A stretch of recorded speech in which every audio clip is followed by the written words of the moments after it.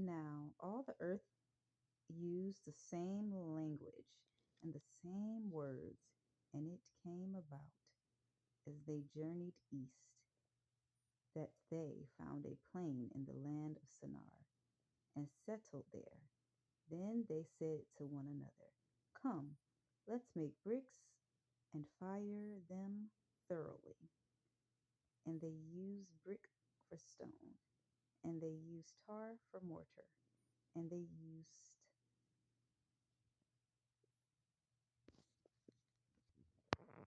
said, "Come, let's build ourselves a city and a tower whose top will reach into heaven, and let's make a name for ourselves. Otherwise, we will be scattered abroad over the face of all the earth."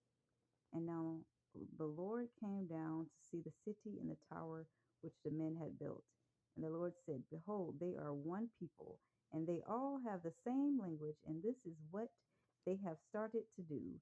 And now nothing which they plan to do will be impossible for them. Come, let us go down and there confuse their language so that they will not understand one another's speech." So the Lord scattered them abroad from there over the face of all the earth, and they stopped building the city. Therefore it was named Babel, because there the Lord confused the language of all the earth, and from there the Lord scattered them abroad over the face of all the earth. These are the records of the generations of Shem.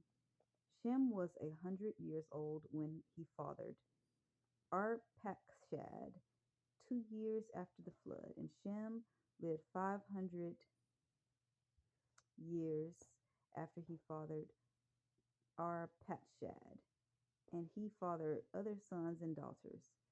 Arpachshad lived 35 years and fathered Shelah, and Arpachshad lived 403 years after he fathered Shelah, and he fathered other sons and daughters.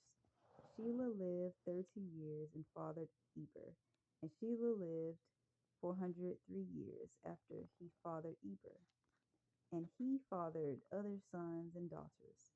Eber lived 34 years and fathered Peleg, and Eber lived 430 years after he fathered Peleg, and he fathered other sons and daughters. Peleg lived 30 years and fathered Reu, and Peleg lived 209 years after he fathered Reu, and he fathered other sons and daughters. Reu lived 32 years and fathered Sherug, and Reu lived 207 years after he fathered Sherug, and he fathered other sons and daughters. Sherug lived 30 years and fathered Nehor, and Sherug lived 200 years after he fathered Nehor, and he fathered other sons and daughters. Nehor lived 29 years and fathered Terah, and Nehor lived 119 years after he fathered Terah, and he fathered other sons and daughters. Terah lived 70 years and fathered Abram, Nehor, and Aran. Now there are records of the generations of Terah. Terah fathered Abram, Nehor, and Aran, and Aran fathered Lot. Aran died during the lifetime of his father Terah in the land of his birth, in Ur of the Chaldeans. Abram and Nehor took wives for themselves.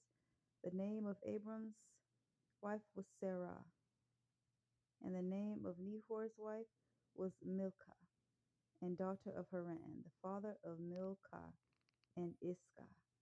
Sarah was unable to conceive. She was not she did not have a child. Now Terah took his son Abram and Lot, the son of Aran, his grandson, and his daughter-in-law, Sarah, his son's Abram's wife, and they departed together from Ur and of Chaldeans to go to the land of Canaan.